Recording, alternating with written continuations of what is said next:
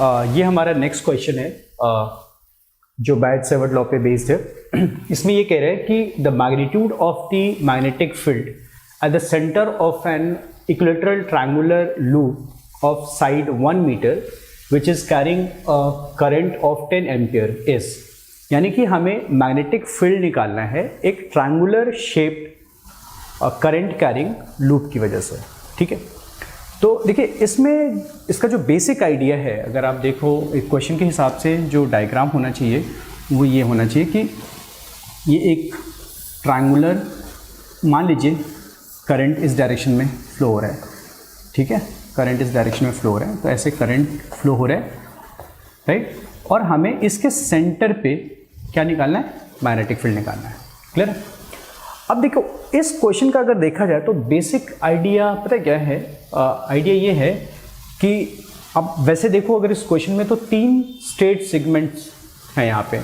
ये अगर मान लीजिए ये ए है तो ए बी एक स्ट्रेट वायर है, देन बी सी एक स्ट्रेट वायर है एंड सी ए एक स्ट्रेट वायर है। तो कहीं ना कहीं अगर हम एक एक सेगमेंट का मैग्नेटिक फील्ड यहाँ पे निकालें ए बी की वजह से, फिर बी सी की वजह से और फिर सी ए की वजह से, और उनको अगर हम ऐड कर दें तो हमारा magnetic field at the center आ जाएगा। अब सवाल है कि ये एक स्ट्रेट जो वायर है जो फाइनाइट लेंथ का है ना, तो फाइनाइट लेंथ का जो मैग्नेटिक फील्ड होता है उसका एक्सप्रेशन क्या होता है। जैसे मान लीजिए ये हमारा एक स्ट्रेट वायर है, ठीक है, और इसमें करंट आई है और हमें कहीं यहाँ पे मैग्नेटिक फील्ड निकालना है। तो इसका एक फार्मूला होता है, आपको इस पॉइंट से एक परपेंडिकुलर ड्रॉ करना पड़ता है। ठीक है, 90 डिग्री, है ना। तो अब मान लीजिए ये जो डिस्टेंस है ये आर परपेंडिकुलर है, राइट। अब क्या करना होता है कि इस पॉइंट से इस एंड को आप ज्वाइन करोगे, ठीक है, और इस पॉइंट से दूसरे एंड को ज्वाइन करोगे, तो यहाँ पे एक एंगल फॉर्म हो रहा है, इसको हम लोग क्या बोलते हैं, अल्फा, और दूसरा जो फॉर्म हो रहा है उसको हम लोग क्या बोलते हैं, बीटा। बेसिकली क्योंकि परपेंडिकुलर लाइन के नीचे है तो इसको हम लोग माइनस बीटा बोलते हैं।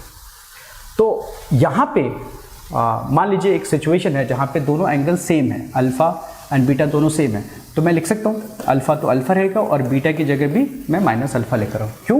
क्योंकि ये दोनों एंगल, एक मैंने एक सिचुएशन लिया है जिसमें दोनों एंगल इक्वल है। तो यहाँ पे जो मैग्नेटिक फील्ड का एक्सप्रेशन होगा वो होगा mu naught upon 4 pi r perpendicular, ठीक है, into current sine of alpha minus sine of minus alpha. ठीक है, अगर मैं इसको sine of minus alpha is minus sine alpha और माइनस पहले से है, तो कुल मिलाकर क्या हो जाता है, बी का जो एक्सप्रेशन होगा that will be mu naught times I upon 4 pi r perpendicular into sine of alpha plus sine of alpha, right. तो अल्टीमेटली ये क्या हो गया, साइन अल्फा 2 साइन अल्फा। ठीक है, तो आप इसे लिखोगे magnetic field equal to mu naught I upon 4 pi r perpendicular into 2 times, मैं 2 यहाँ लिख रहा हूँ, 2 टाइम्स साइन ऑफ अल्फा। तो ये इस क्वेश्चन का बेसिक आइडिया है, की कॉन्सेप्ट है। अगर आपको ये एक्सप्रेशन पता है तो आप उस क्वेश्चन को आराम से कर सकते हो, बड़े इजीली कर सकते हो। तो ठीक है बच्चों, ये हमारा इक्वेशन है जो हम लोग इस क्वेश्चन में यूज़ करने वाले हैं। अब देखिए क्वेश्चन के अकॉर्डिंग आप इसी डायग्राम में देख लो, इस क्वेश्चन में हमें मैग्नेटिक फील्ड यहाँ पे निकालना है इस वायर की वजह से। इसकी एक लेंथ गिवन है जो कि 1 मीटर है, तो फिलहाल मैं लेंथ को L लिख रहा हूँ जो कि गिवन है 1 मीटर। ठीक है, अब देखिए अगर मैं ए बी की वजह से निकालना चाहता हूँ, ठीक है, तो मैं क्या करूँगा इस पॉइंट पे, तो ये मेरा स्ट्रेट सेगमेंट है जस्ट लाइक जो मैंने अभी आपको बताया कॉन्सेप्ट। अब यहाँ से परपेंडिकुलर ड्रॉ करोगे, ठीक है, परपेंडिकुलर ड्रॉ कर लिया। अब इस पॉइंट से इस एंड को ज्वाइन करोगे और इस पॉइंट को ज्वाइन करोगे, ठीक है, तो ये एंगल और ये एंगल इक्वल होगा। अब वो क्या होगा वो भी मैं आपको बताता हूँ। सिमिलरली अगर मैं इस पूरे इस वायर के लिए देखूं तो यहाँ से परपेंडिकुलर डलेगा, ठीक है, फिर इस पॉइंट को ज्वाइन करेंगे, एक तो ज्वाइंट है दूसरा ज्वाइन करेंगे, तो ये एंगल, दोनों एंगल सेम होगा। ठीक है, अब सेम कैसे होगा आप बड़े आसानी से देख सकते हो, क्योंकि देखिए ये पॉइंट है ना, इसका सेंट्रोइड है ना, तो ये बिल्कुल मिडिल में है, और जब मैं इसे परपेंडिकुलर डालूंगा तो ये साइड्स को दो इक्वल हिस्सों में डिवाइड करेगा, ठीक है। अब ये दोनों साइड क्या है, इक्वल है। अब सेंटर से यहाँ का डिस्टेंस, ये डिस्टेंस और ये डिस्टेंस भी इक्वल है, ठीक है। तो ऑब्वियस सी बात है कि दोनों जो ट्राइंगल होगा, ये एंगल 90 डिग्री है, कॉमन साइड है, तो दोनों कॉन्ग्रेंट ट्राइंगल हो जाएगा, और कॉन्ग्रेंट ट्राइंगल होगा तो ये एंगल और ये एंगल इक्वल होगा। क्लियर है। अब देखिए ओवरऑल आप देखो अगर इसमें, तो ये जो पूरा का पूरा सेंटर पे एंगल बन रहा है वो तीन हिस्सों में डिवाइड हो रहा है, एक ये है ना, और एक ये। तो ये एंगल और ये एंगल। तो 360 को हमने क्या किया, एक तरह से 3 इक्वल पार्ट्स में डिवाइड कर दिया। तो अगर हम 360 डिग्री को 3 इक्वल पार्ट में डिवाइड करेंगे तो हर इंडिविजुअल एंगल कितने का होगा, 120 डिग्री का। तो ये एक पोर्शन 120 डिग्री का है, और ये फर्दर 2 इक्वल पार्ट में डिवाइडेड है। तो ये वाला एंगल कितना होगा, ये वाला एंगल हो गया 60 डिग्री, ठीक है। और ये वाला भी एंगल क्या होगा, 60 डिग्री का।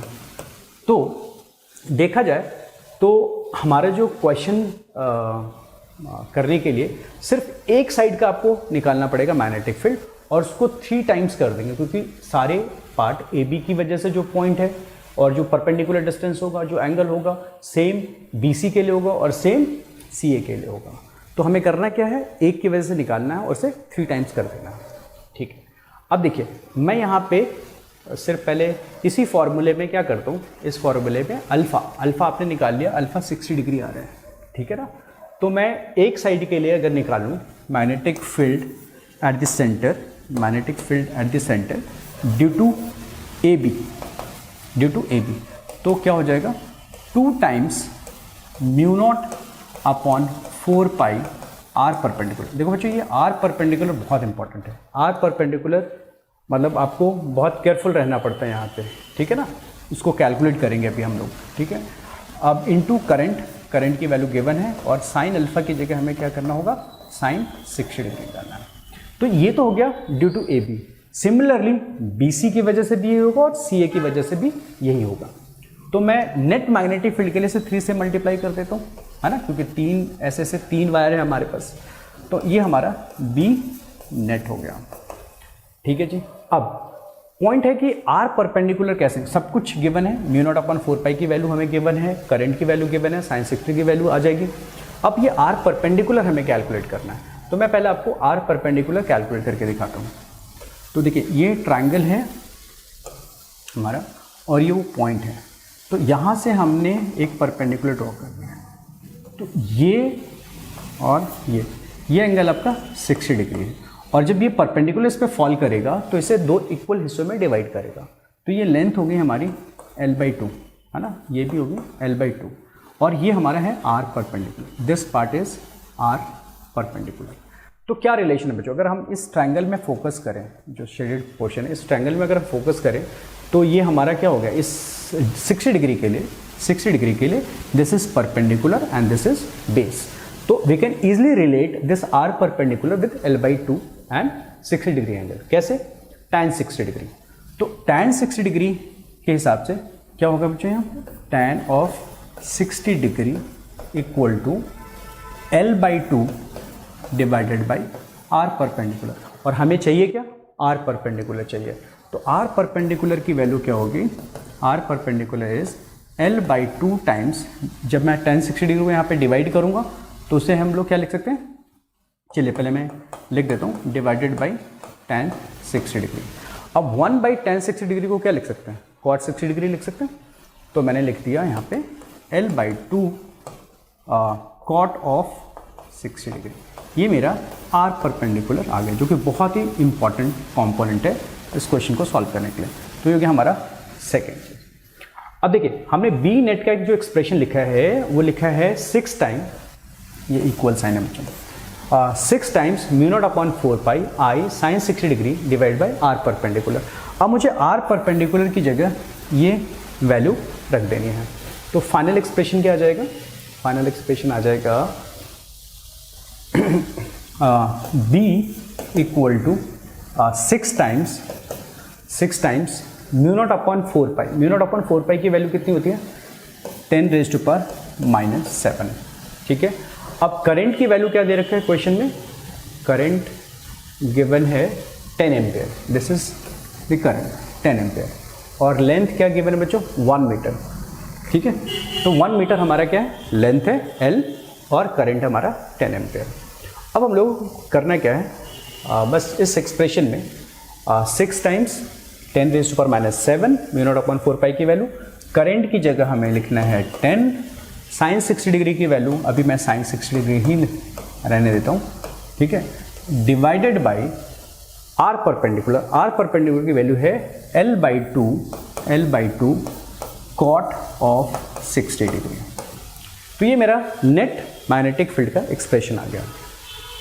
अब बच्चों यहाँ पे मैं अभी मैं इसको पहले जनरलाइज कर देता हूँ एक बारी, आप देख रहे हैं इसमें क्या आ रहा है, ठीक है। देखिए हमारे जो साइड लेंथ था क्या था 3, और यहाँ पे नंबर क्या रहा है 6, तो क्या हम लोग ऐसे लिख सकते हैं, magnetic field is 2 times number of sides, ठीक है, 2 टाइम्स नंबर ऑफ साइड, और 10 एम्पेयर क्या था, करंट इनटू करंट, ठीक है।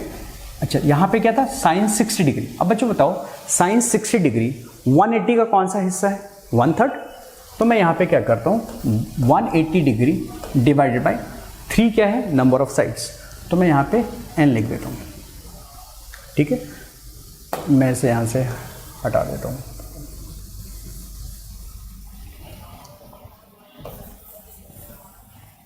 ठीक है। अब नीचे क्या है बच्चों, नीचे हमारा L/2, L क्या है, साइड लेंथ, बाई 2, ये हमेशा L/2 रहेगा बच्चों, ठीक है। एंड ये जो वैल्यू हमने लिखी थी μ0/4π की वैल्यू लिखी थी, तो मैं यहाँ पे μ0/4π भी एडजस्ट कर देता हूँ, ठीक है। यहाँ पे B = μ0/4π, ये into 2 times number of sides. मैं ये आपको एक्सप्रेशन बता रहा हूँ, ये ट्रायंगुलर शेप्ड ऑब्जेक्ट के लिए आया ना, आप ये किसी भी पॉलीगन के लिए यूज़ कर सकते हो, मैं इसको जनरलाइज कर रहा हूँ, ठीक है ना। तो μ0/4π 2 times number of sides into current sine 180 degree divide by n, where n is number of sides. अब यहाँ पे देखिए कॉट के साथ 60 डिग्री फिर से आ गया, तो ये भी क्या है 60 डिग्री को लिख सकते हैं ना, 180 degree divided by number of sides. बच्चों ये जो एक्सप्रेशन आया ना, अब यहाँ पे मैंने नंबर ऑफ साइड्स को अगर n लिया है तो इसको मैं थोड़ा और इसमें लिख देता हूँ, थोड़ा और कंसाइज हो जाएगा, μ0/4π into 2 times number of sides into current into sine of 180 degree divided by number of sides divided by side length का half into cot of 180 degree divide by number of sides. तो बच्चों ये आपका एक general formula हो गया किसी भी पॉलीगन के लिए, किसी भी मतलब इक्वल साइड्स वाले जितने भी पॉलीगन होंगे, वो चाहे उसमें 3 साइड्स हों, 4 साइड्स हों, 5 साइड्स हों, 6 साइड्स हों, या कोई भी नंबर के साइड्स हों, बट कंडीशन क्या है कि सबकी लेंथ सेम होनी चाहिए, ठीक है ना। अब देखो बच्चों, अब इस as far as this question is concern, इसमें हम लोगों को क्या करना है, फाइनली n की वैल्यू 3 रखनी है, ठीक है, और बाकी सारी वैल्यूज डाल देनी है। तो मैं μ0/4π की वैल्यू सीधा फिर से डाल रहा हूँ 10⁻⁻7, और 2 times n, number of sides हैं 6, करंट है 10 ampere, sine 180 divide by n is 3, sine 60 की वैल्यू √3/2, ठीक है। अब L इज 1, तो 1/2 कॉट 60 डिग्री की वैल्यू क्या होती है 1/√3, तो यहाँ पे क्या हो गया 1/√3, ठीक है बच्चों। अब देखो ये यहाँ पे 2 और ये 2 कैंसिल हो जाएगा, और ये √3 ऊपर जाके मल्टीप्लाई हो जाएगा, है ना। तो हमारा आ जाएगा 10⁻⁻7 इंटू 6 इंटू 10 इंटू 3, ये हमारा फाइनल एक्सप्रेशन आया। तो अगर मैं थोड़ा सा इसको और कैलकुलेट करूँ, 6 3 जा क्या हो गया 18, 10⁻⁻7 इंटू 10⁻⁻6। अब इसे स्टैंडर्ड फॉर्म में लिखना है। अब पता नहीं इन्होंने ऑप्शन क्या दिया है, देख लेते हैं एक बारी। इसमें ओके म्यू के टर्म में दे रखा है, ठीक है, और सिंगल डिजिट में है, ठीक है। अब देखो बच्चों, यहाँ पे जो हमारा आंसर है वो 6 × 3 हो गया 10⁻⁻7, ये हमारा हो गया 10⁻6 18। तो ये कितना आ गया माइक्रो, 10⁻6 इज माइक्रो, ठीक है ना। 18 × 10⁻6, ठीक है। तो हमारा ये जो आंसर है 18 माइक्रो टेस्ला होना चाहिए, है ना। 10⁻⁻7 6 × 10⁻3, ठीक है। अब देख लेते हैं ऑप्शन में हमारा 10 हमने यूज़ कर लिया था, ठीक है। और एक मिनट देख लेते हैं क्या है ये, ऑप्शन में 18 माइक्रो टेस्ला है, ठीक है। तो हमारा ये आपका जो इस क्वेश्चन का आंसर है वो आपका आ गया 18 माइक्रो टेस्ला, ठीक है। तो आई होप इस क्वेश्चन ने आपको एक बहुत ही इम्पॉर्टेंट, बहुत ही अच्छा शॉर्टकट दिया है। वो ये है कि magnetic field due to any regular polygon, है ना, जिसका साइड लेंथ n है, करंट जिसमें I फ्लो कर रहा है, तो उसके लिए, और जिसकी साइड लेंथ L है, उसके लिए आप ये फॉर्मूला एक्सप्रेशन लर्न कर सकते हो। इससे आपका मतलब 1 मिनट के अंदर आपका क्वेश्चन हो जाएगा। सिर्फ कैलकुलेट करना होगा, वैल्यू डालनी है और इसे कैलकुलेट करना है और आपका ये क्वेश्चन सॉल्व हो जाएगा, ठीक है।